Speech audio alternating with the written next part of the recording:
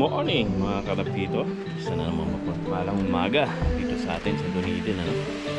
Today is 15 hanggang February, Sunday. So medyo tinanghali tayo nagising. Walang pasok si Nina at si Zoe, kaya hindi tayo obligadong gumising na maaga para maghatid sa kanila. So maibigay na natin yung ibang ipon doon sa kaibigan natin. Natay na lang natin si Coach Arman. Pero una sa lahat pala, Lord, salamat muli sa iyong pagising sa akin, sa amin. Isa na naman napakagandang blessing, no?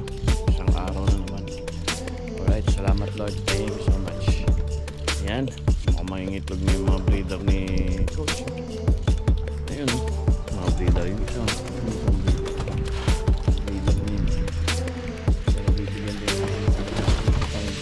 Para makahabis sa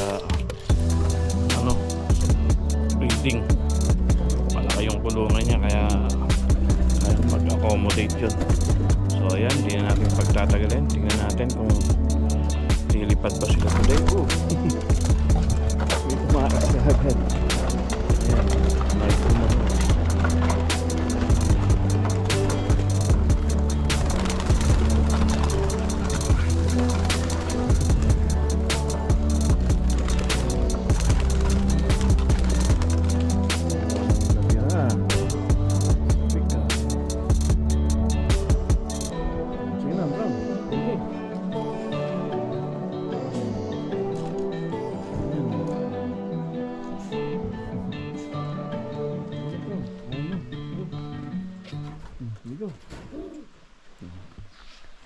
Palabasin natin.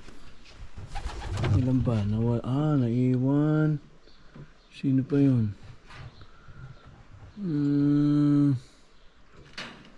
Si Brown lang. Tsaka itong isa. Sino ba to?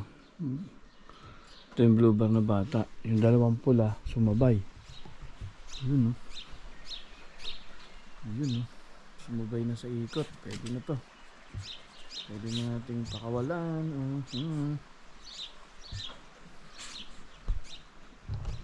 Ayan, dami, oh.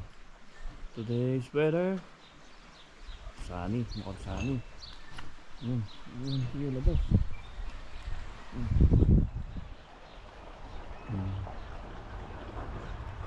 Nakaiwalay.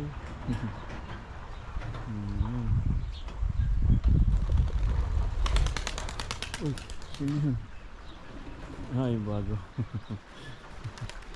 Kala ko saan pupunta eh. Ito yung mag-asawa. Alright, mapapa lang sila, oh. Hindi maangat. Yung pula, ito yung mag-asawa.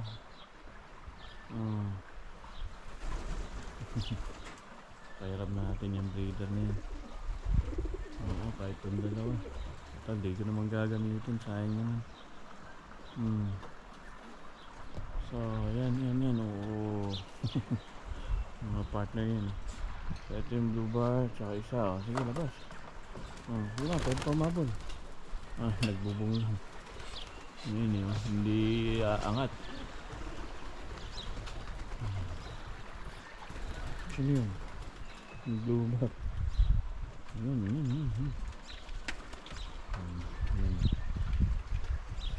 Pumasok. Magpakain tayo. Huwag natin sa pakainin, gutom yan.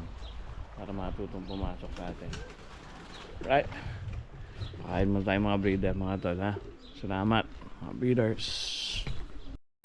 Mas malapit na yung overtaking, kaya bumagalak, di ba? Hindi ako